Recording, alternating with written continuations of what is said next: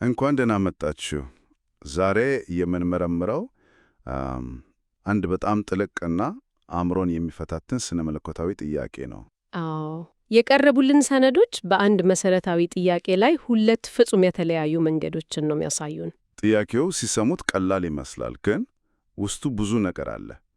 የሥላሴ ሁለተኛው አካል በደሙ የዋጀው አማኞችን ማለትም ቤተ ክርስቲያንን ብቻ ነው ወይስ ከዚያም አልፎ መላውን ፍጥረት ሰማይና ምድርን፣ እንስሳትን፣ ተራራውን በአጠቃላይ የጊዜና የቦታ ክልል የምንለው ነገር ሁሉ ነው የሚለው ነው? የጊዜና የቦታ ክልል ስንል ትንሽ ሳይንሳዊ ይመስላል። ያው ሰነዶቹ ያለውን ነገር ሁሉ ለማለት ነው አይደል? ከዋክብት፣ ጋላክሲዎች፣ አንዲት የአሸዋ ቅንጣት፣ ሁሉም ነገር በትክክል ያለው ነገር ሁሉ እና ይሄ ጥያቄ ስለ ቤዛነት፣ ስለ ፍርድ እና ስለ ፍጥረት የመጨረሻ ዕጣ ፈንታ ያለንን መሰረታዊ ግንዛቤ ሙሉ በሙሉ ሊቀይር የሚችል ነው። ስለዚህ ዛሬ የምናደርገው በእነዚህ ሁለት አመለካከቶች ውስጥ ጠለቅ ብሎ መዝለቅ ነው። በጣም ጥሩ። የመጀመሪያው አመለካከት በጣም ቀጥተኛ ይመስላል። በደም የተገዛችው ቤተ ክርስቲያን ብቻ ናት ይላል። እስቲ በዚህ እንጀምር። እሺ፣ ይህ አመለካከት በዋናነት የሚያተክረው ቤዛነት ወይም አቶንሜንት በሚለው ቃል መሰረታዊ ትርጉም ላይ ነው። መነሻ ሐሳቡ ምንድን ነው? ሐሳቡ ይሄ ነው። ኃጢአት የሚሰራው ማን ነው ማለት ነጻ ፈቃድ ያለው ፍጡር ብቻ ነው። ሰው መምረጥ ይችላል። መልካም ወይም ክፉ ማድረግ ይችላል። ድንጋይ ግን ክፉ ማድረግ አይችልም። ቆይ፣ ይሄ በጣም የሚገርም ነጥብ ነው። ስለዚህ ቤዛነት ወይም የኃጢአት ዋጋ መክፈል የሚያስፈልገው ኃጢአት የመስራት አቅም ላላቸው ብቻ ነው እያልን ነው? በትክክል። የዚህ አመለካከት ደጋፊዎች የሚሉት ይህንን ነው። የደም ዋጋ የተከፈለው ለኃጢአት ስርየት ነው። ኃጢአት የሌለበት ነገር ደግሞ ያው የኃጢአት ስርየት አያስፈልገውም። እውነት ነው። ጊዜና ቦታ፣ ተራሮችና ወንዞች በራሳቸው ኃጢአት አልሰሩም። በሰው ኃጢአት ምክንያት ተጎድተዋል፣ ተበክለዋል፣ ግን ራሳቸው አመፀኞች አይደሉም። ያው መጽሐፍ ቅዱስ ፍጥረት ሁሉ በመካተት ላይ ነው እንደሚል እናውቃለን። ይህ አመለካከት ያንን እንዴት ነው የሚያየው? ፍጥረታት ከተጎዱ መፍትሄ አያስፈልጋቸውም? በጣም ጥሩ ጥያቄ ነው። መፍትሄ ያስፈልጋቸዋል ይላሉ። ነገር ግን መፍትሄው በደም መዋጀድ አይደለም። እሺ፣ እግዚአብሔር በሉዓላዊ ቃሉ ብቻ ሊያድሳቸው ይችላል። ልክ በመጀመሪያ ይሁን ብሎ እንደፈጠራቸው በመጨረሻም እንደገና አዲስ ሁኑ ሊላቸው ይችላል። ዋናው ችግር ያለው ግዑዙ ፍጥረት ላይ ሳይሆን በውስጡ ባለው የሰው ልጅ አመፀኛ ፍቃድ ላይ ነው። ልክ ነህ። ያ ፍቃድ ሲዋጅና ሲስተካከል በእርሱ ምክንያት በፍጥረት ላይ የመጣው ችግር በራሱ ይወገዳል ይላሉ። እሺ፣ ያን ሐሳብ ለማጠናከር ጽሑፎቹ ወደ መጽሐፍ ቅዱስ ነው የሚወስዱን። የትኞቹን ቁልፍ ጥቅሶች ነው ያገኘሽው? በዋናነት ቤዛነት ከሰዎች ጋር የተያያዘ መሆኑን የሚያሳዩ ጥቅሶችን በስፋት ይጠቀሳሉ። ለምሳሌ የሐዋርያት ሥራ 20:28 ላይ እግዚአብሔር በገዛ ደሙ የዋጃትን ቤተ ክርስቲያን በማለት በቀጥታ ቤተ ክርስቲያንን ይጠቀሳል። በጣም ግልጽ ነው። ፍጥረቱን አይልም፣ ቤተ ክርስቲያንን ነው የሚለው። አዎ። እንዲሁም ራእይ 5:9 ላይ ሰዎችን ከነገድ ሁሉ ከቋንቋም ሁሉ በደምህ ለእግዚአብሔር ዋጅተህ ይላል። አሁንም ትኩረቱ ሰዎች ላይ ነው። ሰዎች አንደኛ ቆሮንቶስ 6:20 ላይም በዋጋ ተገዝታችኋል ሲል የሚያናግረው አማኞችን ነው። ስለዚህ ማስረጃው በጣም የተሰበሰበ ነው። መዋጀት የሚለው ቃል በመጽሐፍ ቅዱስ ውስጥ ሲጠቀስ ሁሌም ከሰዎች ጋር ይያያዛል ነው የሚሉት። በተጨማሪም ቤዛነት ከኃጢአት ይቅርታ ጋር በቀጥታ የተገናኘ መሆኑን የሚያሳዩ ጥቅሶችም አሉ። ለምሳሌ በማቴዎስ 26:28 ስለ ብዙዎች ለኃጢአት ስርየት የሚፈስ የአዲስ ኪዳን ደሜ ይሄ ነው ይላል። ደሙ የፈሰሰው ለኃጢአት ስርየት ነው። ኤፌሶን 1:7ም ይህንኑ ነው የሚያጠናክረው። በእርሱም በደሙ ቤዛነትን አገኘን፣ እርሱም የኃጢአት ስርየት ነው። እሺ፣ ስለዚህ በቃ የመጀመሪያው አመለካከት ማጠላላይ ይሄ ነው። ቤዛነት ለኃጢአተኞች ነው። ኃጢአተኞች ደግሞ ነጻ ፈቃድ ያላቸው ሰዎች ናቸው። ስለዚህ ዋጋው የተከፈለው ለቤተ ክርስቲያን ብቻ ነው። የተቀረው ፍጥረት ይጣደሳል፣ ግን በሌላ መንገድ። አዎ። እሺ፣ የመጀመሪያው አመለካከት በጣም ምክንያታዊና በመጽሐፍ ቅዱሳዊ ጥቅሶች የተደገፈ ይመስላል። ኃጢአት የሰሩት ሰዎች ከሆኑ ቤዛነትም ለሰዎች ብቻ መሆኑ ትርጉም ይሰጣል።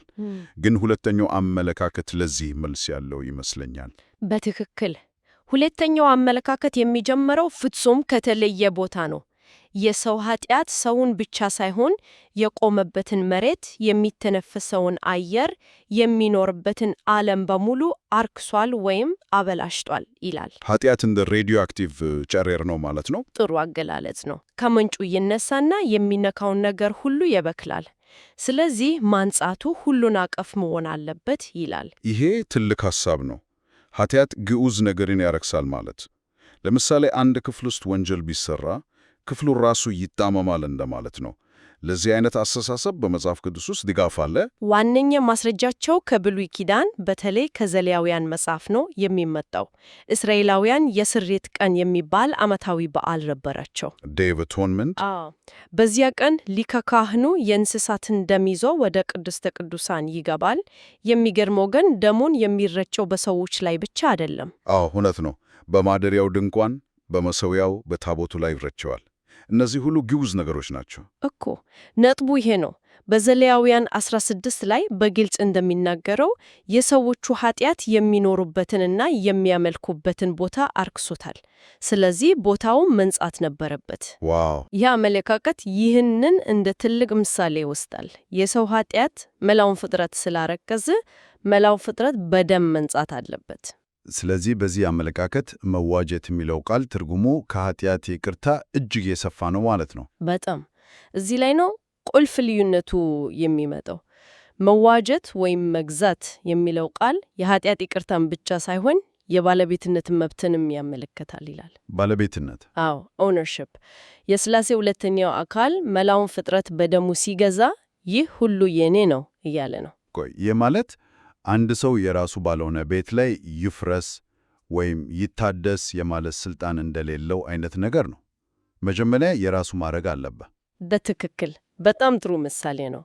መላውን የጊዜና የቦታ ክልል በደሙ ገዝቶ የራሱ ስላደረገው በዚያ ክልል ውስጥ ያሉትን ነገሮች እንደ ፈቃዱ የማድረግ መብት አለው። እሺ። ስለዚህ ደሙ ሁለት አይነት ውጤት አለው ይላል። በአንድ በኩል በእርሱ ለሚያምኑት የመዳንና የሕይወት ምንጭ ይሆናል። በሌላው በኩል ደግሞ በአመፅ ለሚቀጥሉት የፍርድ መሰረት ይሆናል። ምክንያቱም አሁን በገዛ ንብረቱ ላይ እየፈረደ ነው። በትክክል። ስለዚህ ደሙ ለአንድ ወገን የሕይወት መዳን ሲሆን፣ ለሌላ ወገን ደግሞ የፍርድ ማስታወቂያ ነው ማለት ነው።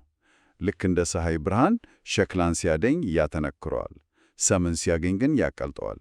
አንድ ነገር ሁለት የተለያየ ውጤት። ፍጹም። ለዚህ አመለካከት እንደ ትልቅ መሰሶ ሆኖ የቀረበው የቆላሴስ 1:20 ጥቅስ ነው። በእርሱ በኩል በመስቀሉ ደም ሰላምን አድርጎ በምድር ወይም በሰማያት ያሉትን ሁሉ ለራሱ እንዲያስታርቅ ይላል። ሁሉ የሚለው ቃል? አዎ፣ ሁሉ የሚለው ቃል ሰዎችን ብቻ ሳይሆን በሰማይና በምድር ያለው ነገር ሁሉ እንደሚያካትት በግልጽ ያስቀምጣል ይላል ነው። እሺ፣ ሁለቱ አመለካከቶች አሁን ግልጽ እየሆኑ መጥተዋል። ግን አንድ ነገር አሁንም ግራ ያጋባ፣ ስርየትና መግዛት የሚሉትን ቃላት እየተጠቀምን ነው። እንደ አንድ ነገር ነው የምንወስዳቸው ወይስ ልዩነት አላቸው? እዚህ ላይ ነው ውይይቱ የበለጠ ጥልቀት የሚይዘው። የቀረቡልን ጽሑፎች እንደሚሉት እነዚህ ሁለት ቃላት በጥበቅ ሲታዩ ተያያዙ፣ ግን ተያያዥነት ያላቸው ሐሳቦች ናቸው። እሺ፣ ልዩነቱ ምንድን ነው? እስቲ ይህንን እናብራራ። ስርየት የሚለው ቃል መናሻ በዕብራይስጥ ካፓር ሲሆን ቀጥተኛ ትርጉሙ መሸፈን ማለት ነው። ቆይ፣ መሸፈን የሚለው ሐሳብ እንዴት ከኃጢአት ይቅርታ ጋር ይገናኛል? አንድ ነገር ስንሸፍን እየደበቅ ነው አይደል? በጣም ጥሩ ጥያቄ ነው። በጥንታዊው አስተሳሰብ መሸፈን ማለት ከእግዚአብሔር ቅዱስ ፊት መጋረድ ማለት ነው። እግዚአብሔር ፍጹም ቅዱስ ስለሆነ ኃጢአትን ሲመለከት ቁጣው ይነሳል። ደሙ ያንን ኃጢአት ሲሸፍነው እግዚአብሔር በቁጣ ሳይሆን በምሕረት እንዲመለከት ያደርጋል። ስለዚህ መሸፈን እዚህ ላይ ከፍርድ መከለከል ወይንም መጋረድ የሚል ትርጉም አለው። ልክ ነህ። እና ይህ መሸፈን ለመላው ፍጥረት ነው ይላል ሁለተኛው አመለካከት። ልክ እንደ ኖህ መርከብ ታሪክ ማለት ነው። በትክክል። ያ ከሁሉ የተሻለ ምሳሌ ነው። መርከቧን ከውጭ የሸፈነው ቅጥራን ፔች በዕብራይስጥ ከፍር ይባላል። ከካፓር ጋር ከአንድ የቋንቋ ምንጭ የመጣ ነው። የሚገርም ነው። ያ ቅጥራን ለኖህና ለቤተሰቡ የሕይወት ምንጭ ነበር፣ ከጥፋት ውሃ ከለላቸው። ከመርከቧ ውጭ ላለው ዓለም ግን ያ የጥፋት ውሃ የፍርድ ምንጭ ነበር። እሺ፣ በተመሳሳይ መልኩ የክርስቶስ ደም መላውን ፍጥረት ሲሸፍን በእርሱ ለሚያምኑት የሕይወትና የመዳን መርከብ ሲሆን፣ በአመፃቸው ለጸኑት ግን የእግዚአብሔርን ቅድስናና ፍርድ መኛ ይሆናል። ይህ በጣም ጥልቅ ሐሳብ ነው። ስለዚህ መሸፈን የተባለው አንድ ተግባር ለሁለት ወገን ፍጹም የተለያየ ውጤት አለው። መግዛት የሚለው ቃል የት ጋር ነው የሚገባው? መግዛት የሚለው ቃል እዚህ ላይ ነው የሚገባው። መግዛት ማለት እግዚአብሔር አማኞችን ከዚህ አጠቃላይ የመሸፈን ፍርድ አስቀድሞ በመለየት የራሱ ማድረጉን ያመለክታል። ልክ ኖህ ከጥፋት ውሃ በፊት በመርከብ ውስጥ እንደተጠበቀው ማለት ነው። በትክክል መላው ፍጥረት ለስርየት ማለትም ለመሸፈንና ለፍርድ ሲቀርብ፣ የተገዙት ግን ይድናሉ፣ ምክንያቱም ዋጋ ተከፍሎላቸዋል። ስለዚህ ሁሉም ሰው በእግዚአብሔር ላይ በማመፅ ጥፋተኛ ቢሆኑም እግዚአብሔር በደሙ የገዛቸው ሰዎች ከሚመጣው አጠቃላይ ፍርድ ያምለጣሉ። ያልተገዙት ግን በዚያው ፍርድ ይጠፋሉ። አዎ፣ በሆነ መንገድ ወደመጀመሪያው አመለካከት ቤተ ክርስቲያን ብቻ የሚመልሰን አይመስልም። ምክንያቱም በመጨረሻ የሚድኑት የተገዙት ብቻ ከሆኑ ልዩነቱ ምንድን ነው? በጣም ትክክል ነህ። ይመልሰናል፣ ግን በአዲስና በሰፋ እይታ ልዩነቱ ይሄ ነው። በመጀመሪያው አመለካከት የደም ዋጋው ለቤተ ክርስቲያን ብቻ ነው፣ ለተቀረው ፍጥረት ምንም አያደርግ። በሁለተኛው አመለካከት ግን የደም ዋጋው ለመላው ፍጥረት ነው፣ ነገር ግን ውጤቱ ይለያያል። እሺ፣ መላውን ፍጥረት በመግዛት የባለቤትነት መብቱን ያረጋግጣል። በዚህ መብቱም ፍርድን እና መዳንን ያከናውናል። ስለዚህ ግዢው ከዚህ አጠቃላይ ፍርድ የማዳን ተግባር ነው። እንግዲህ ይህንን ሁሉ ስናጠቃልለው በጣም ውስብስብ ግን ደግሞ አስገራሚ ጉዞ ነበር። እስቲ ሁለቱን ትልልቅ ስዕሎች ጎን ለጎን እናስቀምጣቸው። በእርግጠኝነት በፊታችን ሁለት ትልልቅ ስዕሎች አሉ። የመጀመሪያው የደም ዋጋ የተከፈለው ኃጢአት ለሚሰሩ ነጻ ፍቃድ ላላቸው ፍጡራን ማለትም ለቤተ ክርስቲያን ብቻ ነው የሚለው ነው። ይህ ልክ እንደ አንድ የቀዶ ጥገና ሐኪም በሽተኛውን ብቻ የሚያክምበት አይነት ነው። ተረኛውን አይነካም።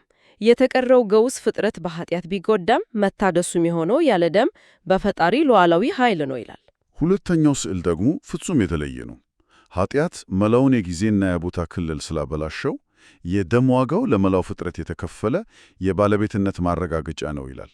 ይህ ደግሞ ልክ አንድ ሰው አንድን የተበላሸ ትልቅ ርስት ገዝቶ የራሱ ካደረገ በኋላ የትኛው የቤቱ ክፍል እንደሚታደስ፣ የትኛው አረም እንደሚነቀል የመወሰን መብት እንዳለው አይነት ነው። በዚህ ባለቤትነት መብት እግዚአብሔር አማኞችን ያድናል፣ ኃጢአተኞችን ደግሞ በራሱ ንብረት ላይ ይፈርዳል። ስለዚህ ዋናው ቁም ነገር ይሄ ነው።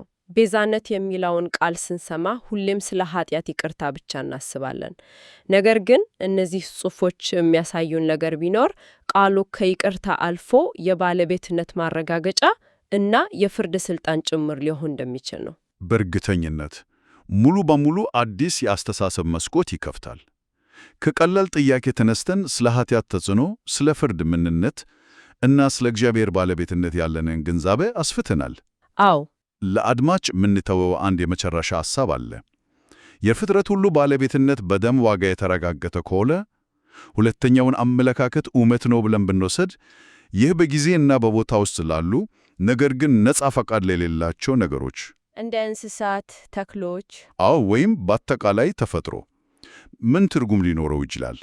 የእነርሱ መዋጀት ወይም መታደስ ምን መልክ ይኖረዋል? ሰነዶቹ ወደዚያ ባወስዱንም ለአእምሮ የሆን ትልቅ ጥያቄ ነው።